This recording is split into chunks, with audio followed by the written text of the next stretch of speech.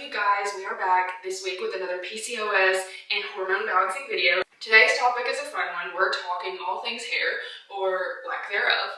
And this is one of the most common complaints I get from women who I see in my practice. They either have gained weight or lost hair, or both. One of the first things that happens when you have PCOS, thyroid issues, or hormonal dysfunction is hair loss and weight gain. I've already done a video on weight gain, but I want to talk about hair loss. Y'all know I'm a Christian. Y'all know I'm always talking about God's design for us as women, and one of the things that God designed us to just naturally like and gravitate towards is beauty. Women are creatures of beauty. We love anything beautiful. We love to create beautiful things, and we also want to be a beautiful thing. And I think that's super natural, and there's nothing necessarily wrong with that. And one of the things that helps us to be more beautiful, at least on the outside, is our hair. So when we're thinking of hair loss with PCOS, thyroid issues, or hormonal imbalances, we're thinking of why is it falling out, because that's usually the biggest culprit. Hair thinning. Usually you'll have either hair thinning on the top of your head or sometimes on the side as a woman with hormonal dysfunction. And hair loss is absolutely no fun. And nobody likes hair loss. Everyone wants to have luscious hair. That's why the hair care business is literally like $1 billion industry, because we want things to make our hair look better. And there's so many things out there on the market when it comes to hair: shampoos, products, conditioners, all the things, masks. And I kind of want to go through how you can have prettier hair from the inside out. So nothing topical here. We're not going to talk about hair products. We're actually talking about what happens in the body that causes hair to be lost, and why hair might not be, thriving or thick and luscious during the season. So we're going to go through why you might be having hair loss, what all the culprits could be, and how to fix those things. And this is actually something that happened to me. One of the first things that I noticed when I started to have hormonal disruptions myself was hair loss. So about a year or two ago is when I started my health and wellness business as a registered dietitian and personal trainer, when I had really gotten serious about it anyways. And I had quit my 9 to 5 and I was just focused on my business. I was very stressed a lot of the time, and I didn't have a lot of time to have those stress relieving outlets, and I didn't have a lot of time to take really good care of myself and my hair. And I started to see that my hair fell out in clumps, and that really freaked me out. When I would get in the shower, I would just be going through my hair and it would just fall out in clumps, and I would end up with this huge glob. So gross, but a huge glob of hair by the end of just my shower. And having that every few days made me realize how thin my hair was getting. And I have noticed with other clients, they've said the same things. And so that's caused me to deep dive into why does this happen to us when we have hormonal disruptions. And there's quite a few things that go along with this. One of the first things that is the biggest culprit when we are having hair loss is actually stress, and that's what I dealt with. High cortisol levels, which are your stress hormone released by your adrenal glands. High cortisol levels, so always being stressed and always being highly stressed, that can lead to hair loss. This can actually happen to a woman if she has PCOS or if she doesn't have PCOS. But a lot of times when women have PCOS, they often have high cortisol or high blood sugar. And when we have PCOS and our blood sugar is constantly on a roller coaster going up and going down, that actually causes even more cortisol to be released.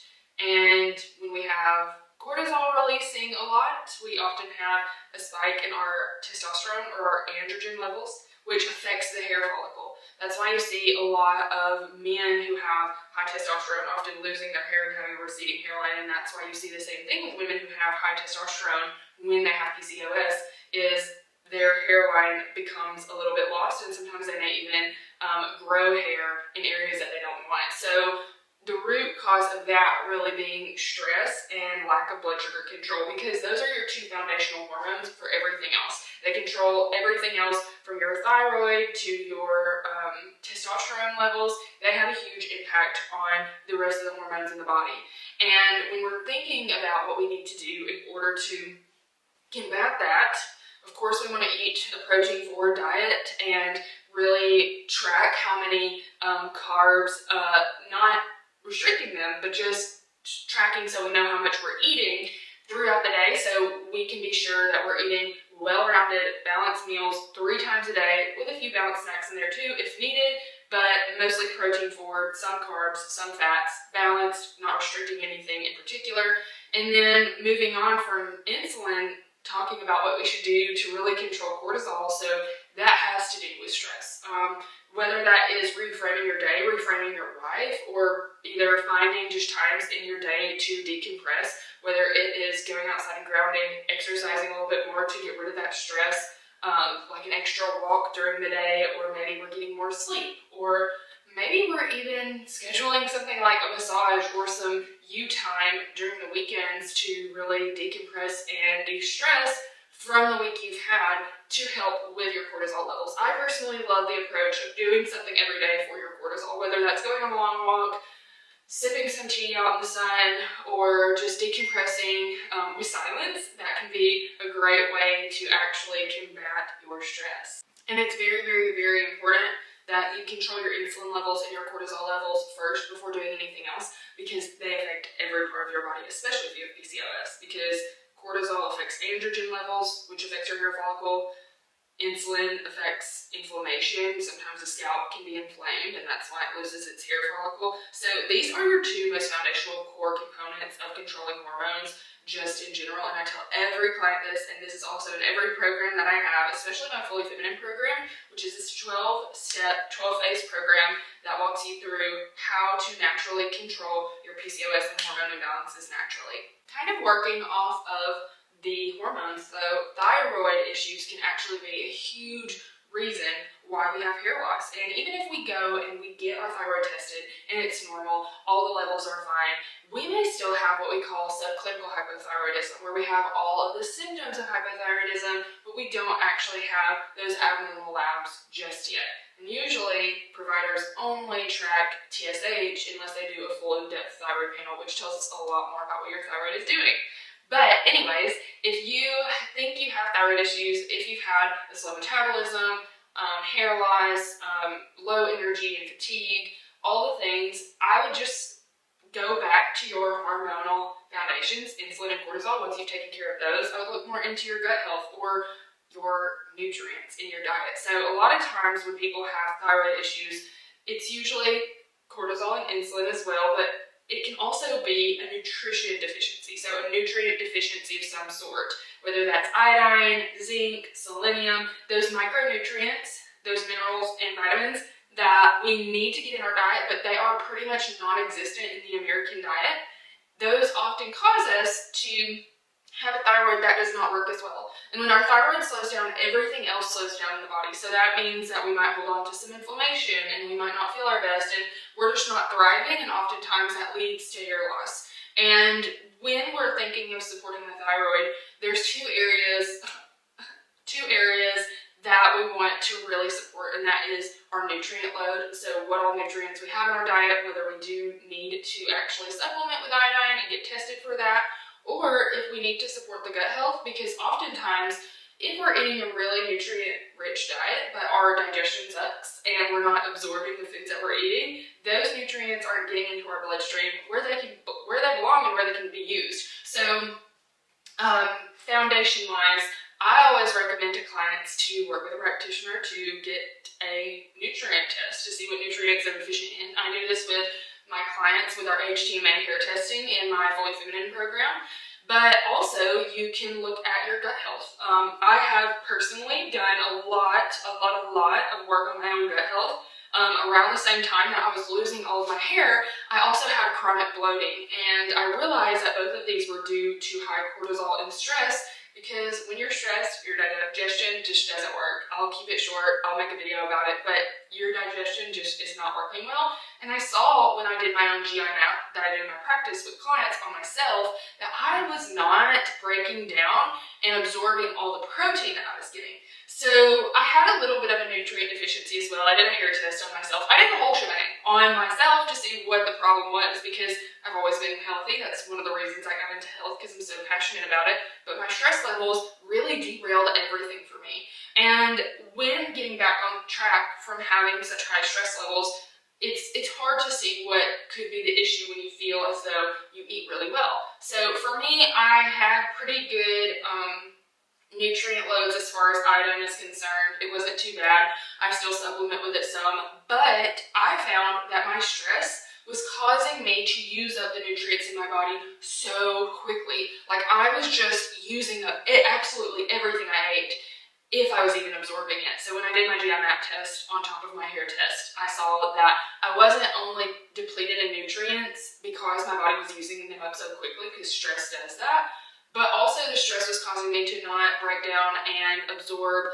all the protein I was eating. And if you know anything about protein and collagen are somewhat of the same thing. So you have your protein, which is usually muscle meats and things like that, eggs.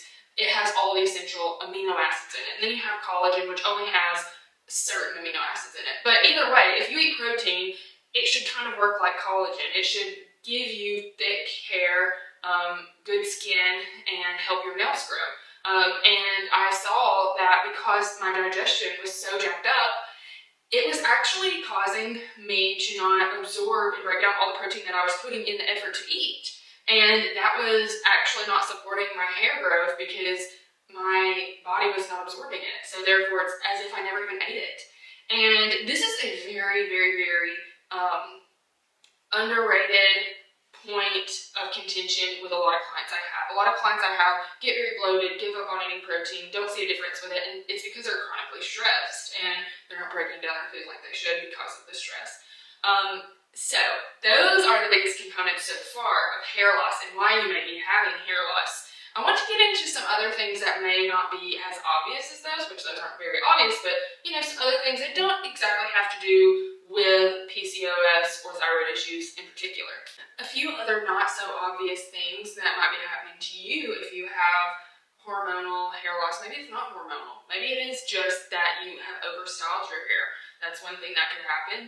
Overstyling, overheating, and overusing products that actually aren't good for your hair on your hair. This is why I like to be more natural with my hair care. This is why I like to use things that are clean products, clean ingredient, and why I think it's so important to be intentional about what you put on your hair, and even when you style your hair. I've gone from constantly using heat on my hair to using less heat, and that's made a huge difference, but also really helping with the circulation of my hair. So a lot of times, if we constantly are just wearing our hair down, we only brush it, we're not doing anything different with it, that can actually leave us with less circulation in our hair. That's why so many people who do those rosemary oils and hair oiling, and they're like massaging their scalp and doing all the things and brushing it in different ways, that's why they actually have hair growth, because they're stimulating that follicle. And when we stimulate the follicle, we'll actually see a lot of hair growth. And this is actually something that I started to do with myself.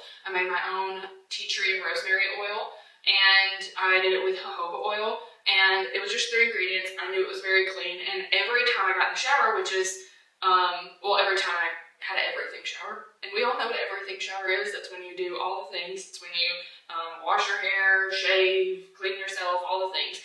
As women, we don't usually, nowadays especially with all the information that's out there, we don't wash our hair every single day. At least I don't. I might wash my hair every other day or every 2 or 3 days, and that works well for me.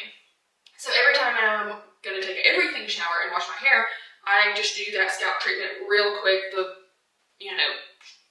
to 20 minutes before I get into the shower. That's made a huge difference for me, and stimulating that hair follicle. But there is actually a bacteria that I want to talk about, and oftentimes this can be a huge reason for hair loss, especially if you have hair loss with a flaky, dandruff scalp. So I was talking to my aunt one day, and we were talking about hair loss, and we were talking about dandruff, and we were just talking about all the things that cause dandruff or whatnot, and what I had been using, because I was using that tea tree and rosemary oil on my hair, and I noticed it had gotten rid of my dandruff, which wasn't really it was my intention when using it, but it was mostly my intention to grow my hair back. But those are antibacterial, antimicrobial oils, rosemary and tea tree oil are. And so I thought it was interesting, because I had actually worked with a client who had had hair loss, and she had had a hair test done, and there was this bacteria that came back on her hair test. I'll try to put it in here somewhere. But I looked it up, and it was the most common bacteria that causes dandruff, which is interesting. So it makes sense that a lot of these tea tree oil treatments and stuff would work for dandruff and hair loss and stuff, because one of those bacteria that causes dandruff will in turn cause hair loss. So we were talking about it, and my aunt is really good at cleaning. She's got all the hacks when it comes to cleaning things, and she told me that makes so much sense because I would always clean a shower head, and I would see tons of what looked like bacteria or mold or whatever come out of the shower head, and I was like, what? Bacteria or mold on your shower head? I clean my shower head, but I don't clean my shower head. And she was telling me how she would take a plastic bag, fill it with vinegar, and soak her shower head in it to clean it. And she noticed that whenever she did that for my cousin, her shower head, that her dandruff would get better. And so we put a hypothesis together that this common bacteria that causes dandruff could actually be a reason for our hair loss, because when dandruff happens, it just causes that follicle to be more dry and to naturally just fall out or be more prone to fall out. But I never would have thought that it could have been from somebody not cleaning their shower head enough. But it makes sense because a lot of the dandruff was just in a located area where the shower head hits on me.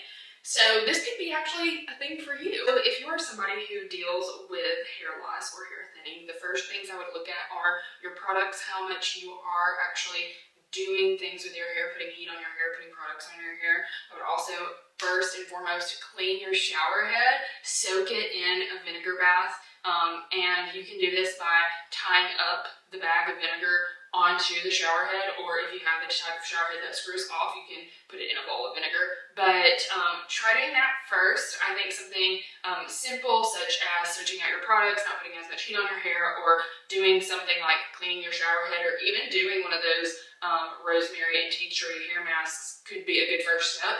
But after you've done all of that, because that won't take very long, I mean, it doesn't take but 2 seconds to order something new off Amazon that's more clean, or to just check and see like if your shower head needs cleaning or something like that. But past that, I would look more into what does your stress levels look like? What do you eat in a day? Are you eating to support your metabolism and your feminine vitality, your ability to have good, long, luscious locks of hair, which is a nutrient-rich diet that's protein forward? Do you have chronic bloating? Is that something that you deal with on a daily basis? I would assess your diet, your stress, and your digestion from there and see, do I need any further help? And I think digging deep into your gut health, digging deep into your cortisol and into your insulin are great ways to improve your hair growth. I do want to show my hair. So I did put on a jacket because I got cold. But this is my hair now. It still hasn't grown to its full capacity yet, but it's grown a lot. I had a lot of hair loss. I didn't need to wash my hair, I'm going to be honest. I had a lot of hair loss here. As you can see, like this has grown back. It was thinning so bad on the sides. But I've recently gotten to where it's a lot thicker. Like it was very noticeable here that I did not have a lot of hair. Like it was so thin, you could see my scalp in a lot of places, and now it's thick again. But yeah, and I have pretty long hair. So yeah, we've done a lot with the hair lately, but when it comes to improving your hormones in order to have good feminine vitality, to have long, luscious locks of hair, to have full lips, good skin, to have energy, and also weight loss if that's something that you want long term, I would highly suggest that you go to my website and see what offerings I have. I have things like a cortisol course, which is just an entry-level course to regulate your cortisol. I also have a full-out, fully feminine course where you can go through the 12 phases in order to heal your hormones. We talk all about gut health, cortisol, insulin resistance, and even things like thyroid and liver support. All the things you need in order to fully support your hormones. I also have the ability to work with clients one-on-one. If that's something you're interested, still go to my website. But if you want to hear from me more, if you want to see more PCOS and hormone content, subscribe and like my YouTube channel. This just shows me that you're interested in what I'm saying and that I need to share even more on the subject. And if there's anything that you'd like to learn more about, or if you have anything that has helped your hair grow more in the past few months, please comment it down below. I'd love to have a conversation down in the comments and see what has worked for you guys, what has not worked for you guys, if you feel like you resonate with this video at all. And also, I would love to see if there are any more videos that I can make that would be helpful to you on your hormone journey. But with that, I hope this was helpful. You can see a recap in the description below, and I will see you guys in the next video.